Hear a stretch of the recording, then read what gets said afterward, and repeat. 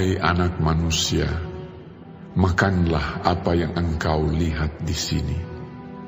Makanlah gulungan kitab ini, dan pergilah, berbicaralah kepada kaum Israel.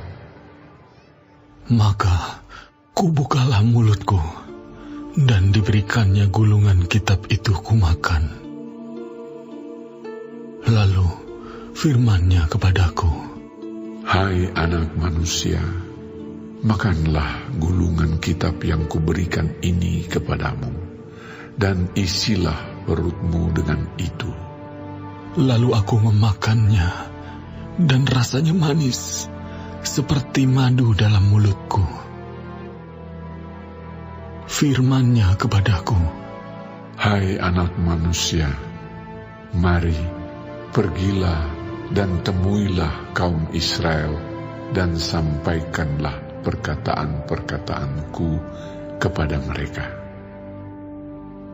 Sebab engkau tidak diutus kepada suatu bangsa yang berbahasa asing dan yang berat lidah, tetapi kepada kaum Israel. Bukan kepada banyak bangsa-bangsa yang berbahasa asing dan yang berat lidah, yang engkau tidak mengerti bahasanya. Sekiranya aku mengutus engkau kepada bangsa yang demikian, mereka akan mendengarkan engkau. Akan tetapi, kaum Israel tidak mau mendengarkan engkau, sebab mereka tidak mau mendengarkan aku, karena seluruh kaum Israel berkepala batu dan bertegar hati. Lihat, aku meneguhkan hatimu melawan mereka yang berkepala batu dan membajakan semangatmu melawan ketegaran hati mereka. Seperti batu intan yang lebih keras daripada batu, kuteguhkan hatimu. Janganlah takut kepada mereka, dan janganlah gentar melihat mukanya, sebab mereka adalah kaum pemberontak. Selanjutnya, firman-Nya kepadaku, Hai anak manusia, perhatikanlah segala perkataanku yang akan kufirmankan kepadamu, dan berikanlah telingamu kepadanya. Mari, pergilah dan temuilah orang-orang buangan, teman sebangsamu. Berbicaralah kepada mereka dan katakanlah, beginilah firman Tuhan Allah, baik mereka mau mendengarkan atau tidak. Maka roh itu mengangkat aku, dan aku mendengar di belakangku suatu suara gemuruh yang besar. Tatkala kemuliaan Allah naik ke atas dari tempatnya, yakni suara dari sayap-sayap makhluk-makhluk hidup yang menggesek satu sama lain. Dan di samping itu, suara gemertak dari roda-roda. Suatu suara gemuruh yang besar. Dan roh itu mengangkat dan membawa aku. Dan aku pergi dengan hati panas dan dengan perasaan pahit. Karena kekuasaan Tuhan memaksa aku dengan sangat. Demikianlah aku datang kepada orang-orang buangan yang tinggal di tepi sungai Kebar di Tel Abib. Dan di sana aku duduk tertegun di tengah-tengah mereka selama 7 hari. Sesudah 7 hari, datanglah firman Tuhan kepadaku. Hai anak manusia, aku telah menetapkan engkau menjadi penjaga kaum Israel. Bila mana engkau mendengarkan sesuatu firman daripadaku, peringatkanlah mereka atas namaku. Kalau aku berfirman kepada orang jahat, engkau pasti dihukum mati, dan engkau tidak memperingatkan dia atau tidak berkata apa-apa untuk memperingatkan orang jahat itu dari hidupnya yang jahat, supaya ia tetap hidup.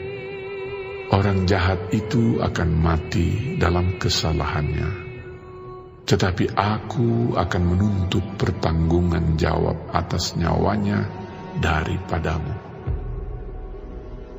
Tetapi jikalau engkau memperingatkan orang jahat itu, dan ia tidak berbalik dari kejahatannya dan dari hidupnya yang jahat, ia akan mati dalam kesalahannya. Tetapi engkau telah menyelamatkan nyawamu. Jikalau seorang yang benar berbalik dari kebenarannya dan ia berbuat curang, dan aku meletakkan batu sandungan di hadapannya, ia akan mati. Oleh karena engkau tidak memperingatkan dia, ia akan mati dalam dosanya, dan perbuatan-perbuatan kebenarannya yang dikerjakannya tidak akan diingat-ingat. Tetapi aku akan menuntut pertanggungan jawab atas nyawanya daripadamu. Tetapi jikalau engkau memperingatkan orang yang benar itu supaya ia jangan berbuat dosa, dan memang tidak berbuat dosa, ia akan tetap hidup, sebab ia mau menerima peringatan, dan engkau telah menyelamatkan nyawamu. Maka di sana kekuasaan Tuhan meliputi aku, dan ia berfirman kepadaku, bangunlah dan pergilah ke lembah. Di sana aku akan berbicara dengan engkau. Aku bangun dan pergi ke lembah. Sesungguhnya di sana kelihatan kemuliaan Tuhan, seperti kemuliaan yang telah kulihat di tepi sungai Kebar. Dan aku sujud.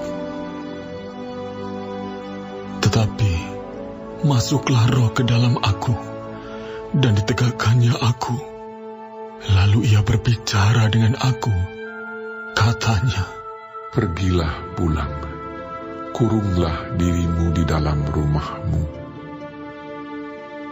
Dan engkau, anak manusia, sesungguhnya engkau akan diikat dengan tali dan akan dibelenggu, sehingga engkau tidak bisa keluar masuk di tengah-tengah mereka.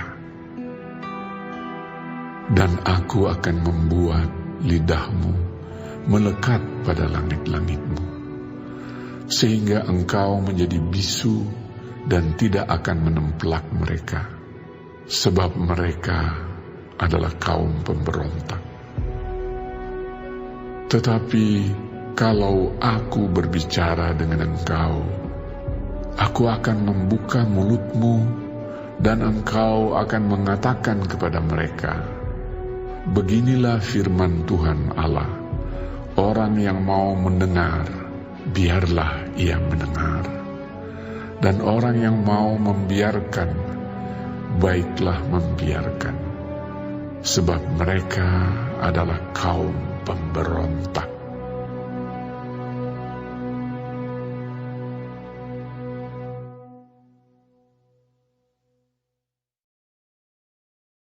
Shalom semua jemaat Tuhan.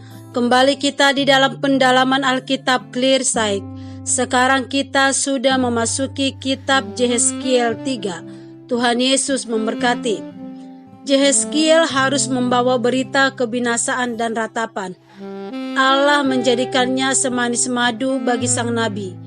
Firman Allah akan dikasihi dan dihargai oleh semua orang yang mengabdi kepada Allah dan kepentingannya. Bangsa itu tidak mau mempercayai nubuat Yehezkiel. Hati mereka begitu keras terhadap kebenaran. Tetapi Tuhan berjanji untuk memberikan keberanian dan keteguhan hati untuk memberitakan firman di dalam segala situasi. Yehezkiel sangat sedih karena musibah yang akan datang yang harus diberitakan kepada bangsanya. Yehezkiel ditugaskan menjadi penjaga, memperingatkan saudara sebangsanya bahwa mereka yang terus hidup di bawah dosa dan menolak Allah akan dihukum dengan kematian. Allah sangat memahami perasaan dan gejolak hati hambanya di dalam ayat 16. Ia memberikan kesempatan kepada Yehezkiel untuk berdiam diri selama 7 hari, sama seperti ia memberikan kesempatan kepada Paulus untuk berdiam diri selama 3 hari sebelum menyatakan panggilannya. Ini menandakan bahwa Allah tidak selalu menuntut, namun ia sudi menunggu waktu yang paling tepat bagi hambanya untuk mendengar lebih rinci tanggung jawabnya. Allah sabar dan memperhatikan kebutuhan hambanya demi mengemban misinya.